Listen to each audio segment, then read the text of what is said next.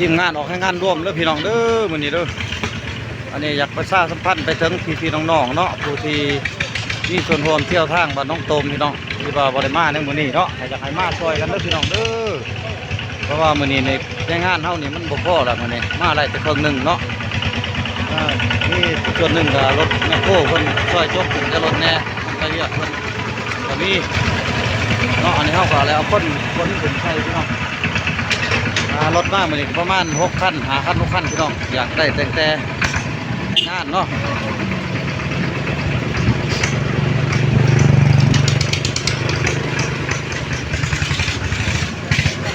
อยากขอแต่แห้งงานพี่น้องเอาส่วนดินขึ้นใส่รถเนาะนี่แหละพี่น้องบรรยากาศตอนทำงานเขาแบบมีประมาณ9 ฝ่ายคนพี่น้อง30 คนดีแล้วมากวันนี้เนาะถ้าว่าไรเต็มตามขัดไม้พี่น้องถ้าปกติก็จะประมาณ40 คนเป็นอะไรขึ้นมากพบย้อนหัวหน้าแก้วเพื่อนเนาะหัวหน้าแก้วอันนั้นชี้ซุกเข้าคนหัวหน้าโคตรหน้าใหญ่อยู่แผนเพื่อนมาเสียวันจันทร์เนาะเพื่อนก็เลยมาเปลี่ยนแผนมาเห็ดมันข้านเนาะเนื่องจากว่าเพื่อนในก็ได้ค่าเวียกเนาะพี่น้องเนาะเพื่อนได้ค่าเวียกหัวหน้าแก้วชี้ซุกเข้าเพื่อนไปหัวกองประชุมใหญ่เพื่อนว่าก็เลยโจ้ก็เลยมาเห็นมื้อนี้เนาะที่ว่าไอ้น้องเขาเนี่ยก็มารอพบหน้าพบตาเนาะถ้าสำคัญไปหาพี่น้องเขาดูได้ที่บ่ได้มาเนาะที่ว่าบ่ได้มาแต่สุดก่อนก็อยากให้มาสุดนี้เนาะบ่อยากให้มาตอนเช้าบ่ได้มาตอนเช้าก็มาตอนแดงก็ได้พี่น้องมาซอยกันเนาะเพราะว่ามันเป็นทางส่วนร่วมพี่น้องเนาะเป็นทางส่วนร่วมทางเข้าไปให้ไปสวนน่ะนะพี่น้องมีหยังก็อยากให้สุนคิดสุนใจมีความสมัครสมานสามัคคีเนาะมาเฮ็ดมาสร้างซอยกันพัวแป้งปรับปรุงนี่แหละพี่น้องเพื่อความสะดวกสบายเนาะของแต่ละคนนั่นแหละที่ว่าไปให้ไปสวนพี่น้องก็มาซอยกันนะพี่น้องเลยพี่น้องหาหลายอยู่ว่าก็ได้รถหลายคันผู้ใส่ชุดดำมือก็แม่นหัวหน้าอันขั้วทางหัวหน้าใหญ่เพิ่นที่ว่าหัวหน้าก็2 คนนะมื้อนี้ชุดดำนี่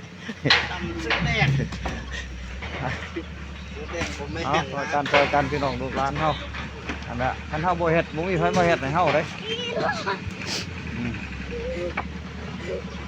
มามื้อนี้ก็มีเนาะพี่น้องทางหลายส่วนอยู่พี่น้อง หลายบาทเป็นทางบาทรถโค้งแน่แก้วพื้นเมืองแน่บาทต่างๆเนาะพี่น้องเนาะแล้วพี่น้องเด้อมาอันนี้เด้มาช่วยกัน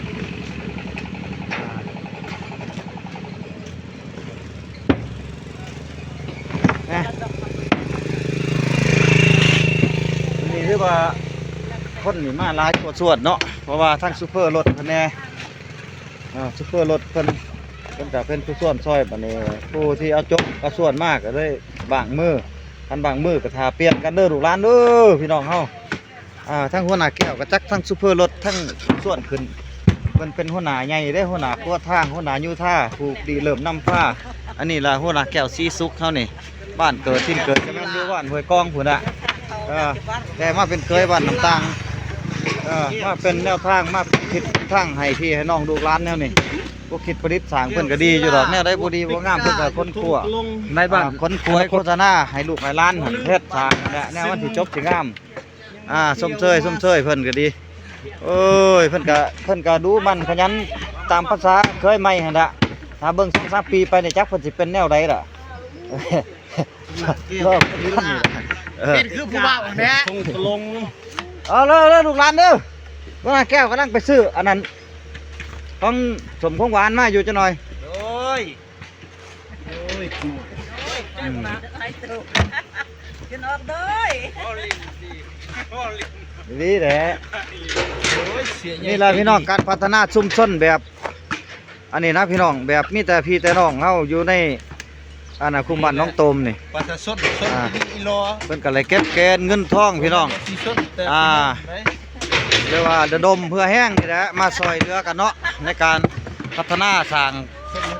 แปลงเส้นทางเข้าคุมบ้านน้องโตมเก็บเงินเก็บทองกันนี่แหละพี่น้องออกกันผู้เล็กผู้น้อยมาบวกมาประสานกันก็ได้ซื้อดินพี่น้องอันดินจะไปซื้อดินมาแต่ไกลๆพุ่นพี่น้องเนาะดินนี่ไปซื้อมาจากพุ่นได้พี่น้องดินนางงามพุ่น ปกติดินเพิ่นนี่เพิ่นก็เอารถเที่ยวหนึงก็7-8 แสนพี่น้องแต่เพิ่นก็มาลดให้เฮามีแต่4 แสน5เนาะเพราะว่าเฮาเฮ็ดทางร่วมก็คือว่าขอบใจนำทางทีมงานรถจกแล้วก็ทีมงานรถลากรถแก่เพิ่นน่ะนะพี่น้องเพิ่นช่วยเหลือเนาะอันนี้ล่ะพี่น้องเพิ่นว่าช่วยเหลือซึ่งกันและกันเพิ่นว่าอันนี้นะพี่น้องดินนี่ก็มาถอกอยู่นอกทางเพราะว่ามันเข้าไปบ่ได้เนาะก็ถือว่าผ่านอุปสรรคผ่านความลำบากหลายเติบพี่น้องเข้าไปก็บ่ไล่ทางเฮามันน้อยหลายพี่น้องบัดนี้ประชาชนเพิ่นก็เฮ็ดทั่วเฮ็ดเท่าตันทางแห้งสิบ่มีทางไปพี่น้องต่อไปนี่ประชาชนบ้านเฮาสิได้ซื้อยุ่นขี่ได้มันบ่มีทางแดนเข้าบ้านเข้าไร่เข้าสวนได้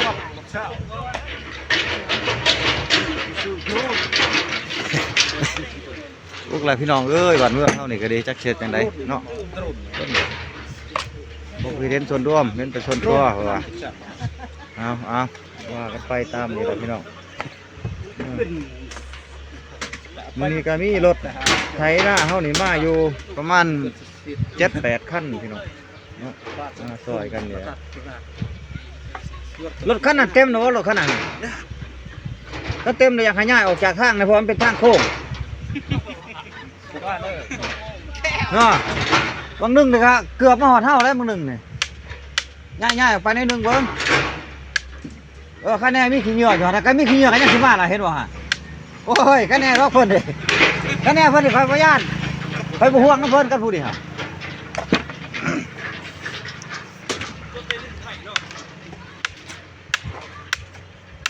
คลิปนี้ก็มีเท่านี้เด้อพี่น้องเด้อนี่แหละพอเฮ็ดคลิปนี้ก็มาซอยมาเดือกันได้พี่น้องเนาะพี่น้องผู้ที่บ่ได้มานะเนียงกระทางบ้านเฮานี่แหละสวนให้เฮาเป็นสวนเป็นในเฮาคันเฮาบ่เฮ็ดบ่ปัวบ่แปลงนี่มันก็ลำบากเขาเองได้พี่น้องเอ้ยมาซอยมาเดือกันนี่ล่ะผมบ่ขอบใจเด้อพี่น้องเด้อเขาเบิ่งเขาชมเอาแซ่ไปให้แน่พี่น้องเพื่อผู้ที่มีส่วนร่วมเฮ็ดให้เฮ็ดสวนแล้วก็เฮ็ดเส้นทางในมื้อนี้ให้เพิ่นเห็นให้เพิ่นได้มาซอยกันนี่เอาขอบใจได้หลายพี่น้อง